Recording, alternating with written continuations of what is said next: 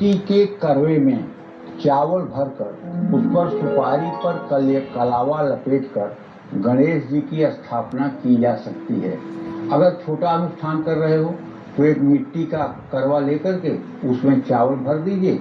चावल के ऊपर हो सके तो एक स्वास्तिक का चिन्ह बना दीजिए हल्दी या रूली से, और उसके ऊपर एक सुपारी पर कलावा लपेट करके और उसको अपने दाहिने हाथ की तरफ रख दीजिए। वो गणेश हो जाएंगे। और उनके बाएं तरफ गाय के गोबर से एक आकार बना करके माँ गौरी का वो रख दीजिए, वो गौरी हो जाएंगी। तो एक करवे पर गौरी और गणेश, कलौ चंडी विनायक दोनों लोगों का विधान हो जाएगा।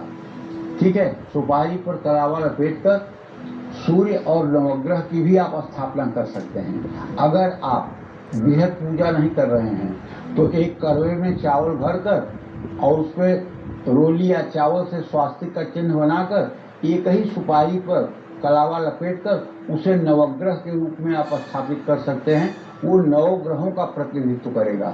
लेकिन अगर आप नवचंडी या सहस्त्रचंडी या सतचंडी कर रहे हैं तो फिर आपको नवग्रह मंडल का चक्र बनाना पड़ेगा और 9 स्थानों पर सुपारी रखना पड़ेगा और सभी ग्रहों के चिन्ह बनाने पड़ेंगे, तब उसकी पूजा होगी। यदि सामान्य पूजा कर रहे हैं तो एक सुपारी से काम चल जाएगा।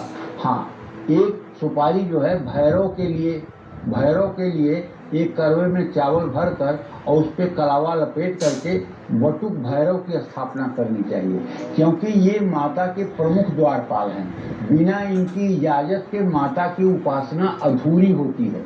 इसलिए पहले इनकी उपासना करने के बाद ही भगवती की उपासना का क्रम शुरू होता है। आप इनसे, जैसे किसी बहुत बड़े मंत्री, मिनिस्टर, राजा से आपको मिलना हो तो पहले उसके अनुचरों से आपको आज्ञा लेनी पड़ती है। आप डायरेक्ट नहीं जा सकते हैं, और अगर आप डायरेक्ट जाते हैं तो मर्यादा का उल्लंघन माना जाएगा।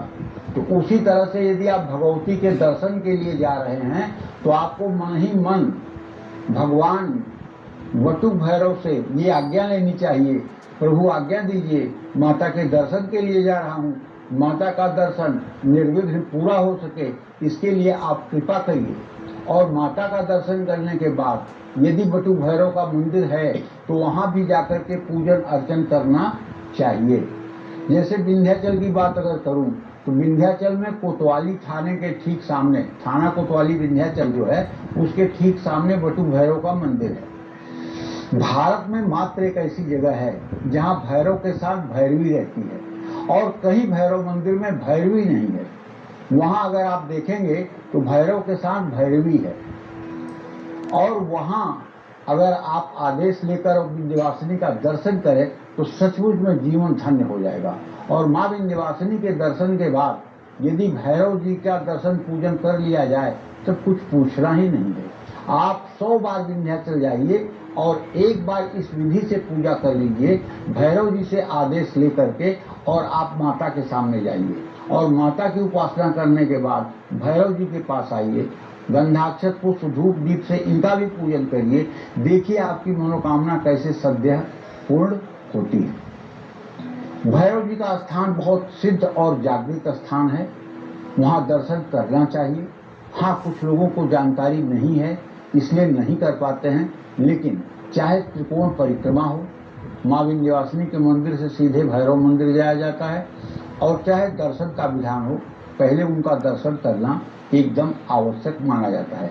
हाँ, एक बात और बताना चाहूँगा, यदि आप विंध्यवासिनी जाते हैं तो माँ विंध्यवासिनी के गर्भगृह में प्रवेश करने का जो मुख्य मार्ग है उसके ठीक पश्चिम तरफ भी बटुक भैरव का एक मतलब की मूर्ति है, बटुक भैरव की एक मूर्ति है, वहाँ भी बटुक भैरव उपस्थित हैं।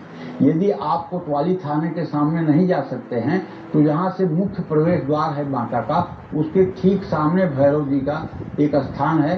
भैरव जी की एक प्रतिमा लगी हुई है, वो पश्चिमाभिमुख है, पश्चिम की तरफ मुँह करके वो प्रतिमा रखी हुई है। उनसे भी प्रणाम करके आप आगे बढ़ सकते हैं। जय माता विंध्यवासिनी।